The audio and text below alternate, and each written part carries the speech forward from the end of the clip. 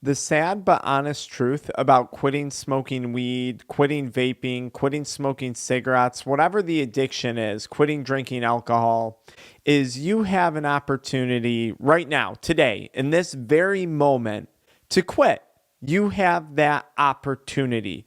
Just like I had that opportunity throughout the 9 years of my active addiction to nicotine, THC, energy drinks, and adult media content.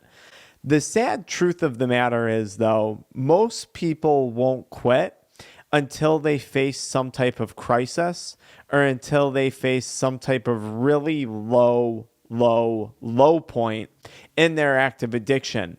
And examples of that could vary across different things. Maybe it's someone who's smoking a lot of weed and they start to suffer from cannabinoid hyperemesis syndrome. So they run into a health crisis.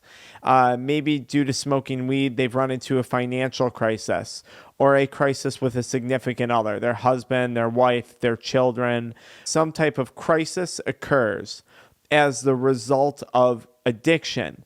Perhaps someone's drinking alcohol and they're facing liver damage or kidney damage. Maybe they're smoking cigarettes and they get a diagnosis of lung cancer or some type of metastatic cancer.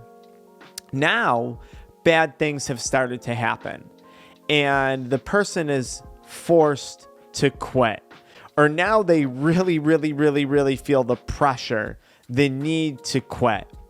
And a lot of people may wonder, how is it that someone who smokes cigarettes, who gets diagnosed with cancer, still smokes cigarettes? Why does that happen? What happens is when you wait to run into a health crisis or wait to hit that rock bottom moment, your stress levels are at an all-time high. So here's the person who smokes cigarettes, they get diagnosed with cancer. Now their stress and their anxiety and their fear is off the charts. And for years, how has that person dealt with stress, anxiety, and fear? By smoking cigarettes. So they continue to smoke more versus quitting because there's now so much anxiety over the current crisis at hand, whether it's health related, relationship related, financial related, whatever it may be. You have an opportunity right now to come from a place of control, to come from a place of power when it comes to taking on and defeating addiction. This moment right now is an opportunity to quit this addiction on your terms, not on the terms that addiction lays out for you. Because addiction doesn't want you to quit until you no longer are capable of consuming. That's the goal of addiction. Addiction, not you. Addiction, that addictive voice, is a very narcissistic thing. And it could care less about you until, of course, that day you can no longer consume, then you're useless to it. You have a chance right now, though. You have a chance, an opportunity to be in control of this situation.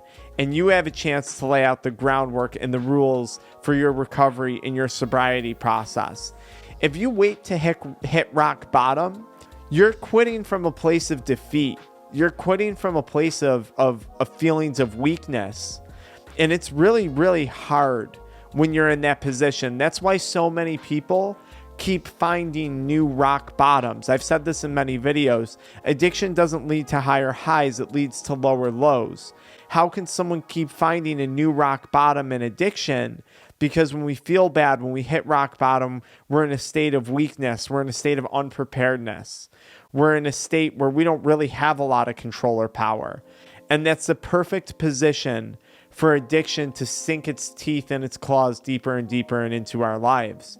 As compared to, if you were to take this moment right now and say it's March 19th at whatever time you're watching this video, and today's the day I quit, today's the day I take control, today's the day that I'm in charge of how this ends, not addiction, you're going to have a completely different outcome for yourself going forward. Sobriety and recovery is an exciting thing. It's really something to be happy about and be excited about.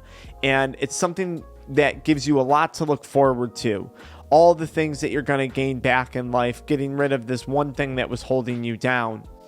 But if your sobriety process starts because you've now developed lung cancer from smoking cigarettes, or your health has taken such horrible consequences from smoking weed, and you have cannabinoid hyperemesis syndrome, and your health is really in a bad place. What a tough way to start sobriety. There's a lot of rebuilding that's going to have to happen. Whereas right now, yeah, there's of course going to be some rebuilding, but heck, it might just be straight acceleration after a little bit of rebuilding. So why not start your sobriety and recovery process on a good note, at a point where you're in good health, where you're in control, where you have the choice to end this thing and make the best of your, recovery process out there. I hope this message makes sense to you guys, because this might have been one of the most important messages I've put out on this channel.